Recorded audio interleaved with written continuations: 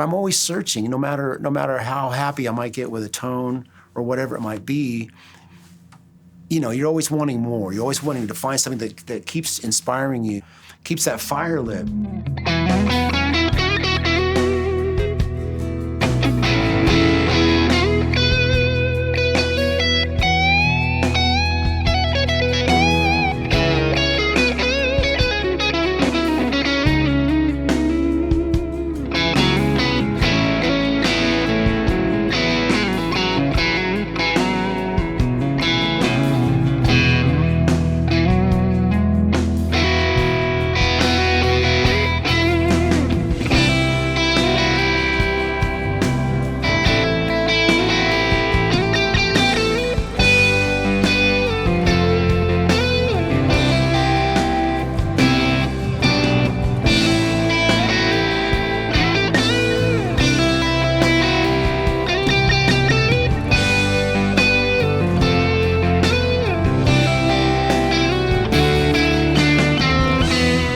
Well, I'm holding a very important part of my history. This guitar that if you've seen me play, you've likely seen me play with this guitar. I've had it for 30 years now, so I've been playing this guitar half of my life.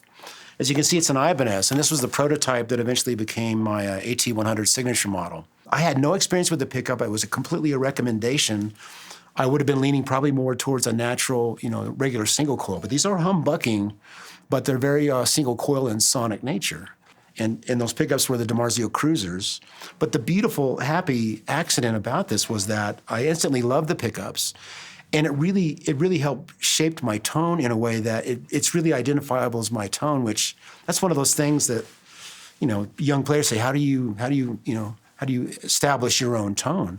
And sometimes it's just things that come into your pathway that resonate, and you go, that's it. So I'd gotten this guitar. It was made February 14th, 1994. The next month, I recorded a song called Electric Gypsy.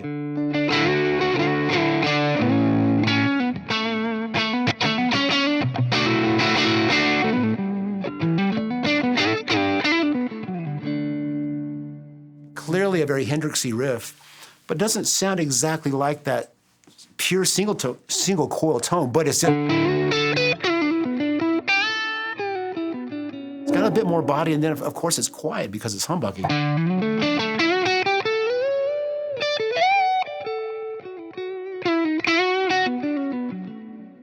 From that moment, it became more and more involved in all the music I was recording, and to the current day, where there's quite a few pieces where I'm on the neck pickup, and I'm on a fairly distorted tone.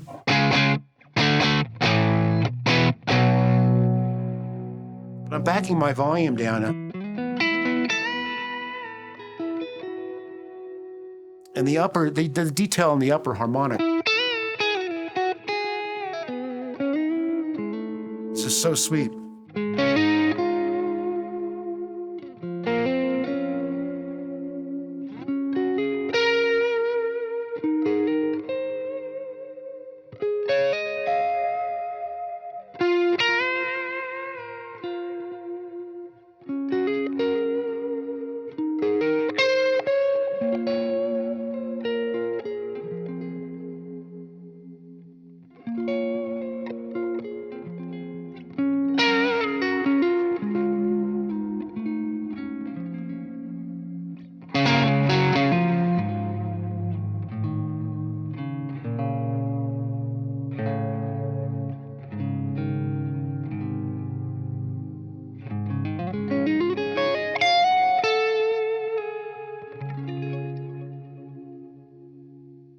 Let's talk about this humbucker. So this, not original to the guitar 30 years ago, but a few years later, was very fortunate to get to work with Larry and Steve Blucher at DiMarzio. Again, in the position of we want to make your ultimate humbucker for your guitar.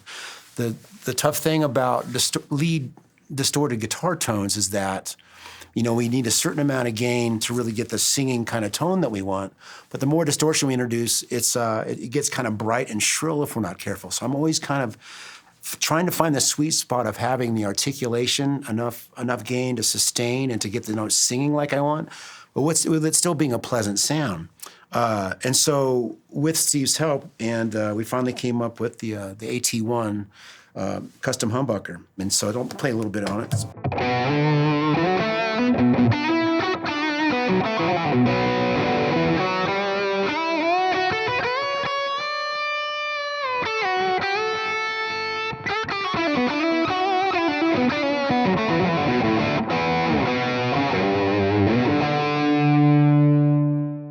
Really gives me a nice punchy. You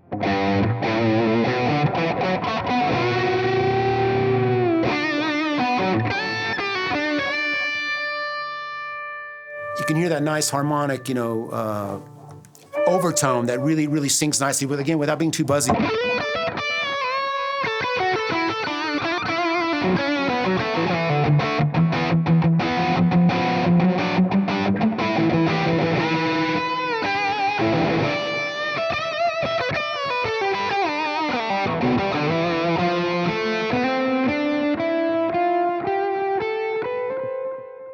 And another thing we started doing is actually doing a coil tap on it, which I was a little skeptical to think, well, we're going to really get a nice single coil sound out of this AT-1.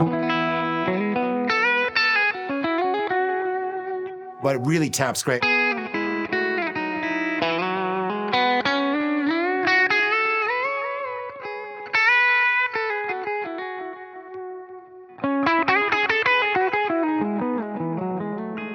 Yeah, because when I clean up, I'm going to tap it.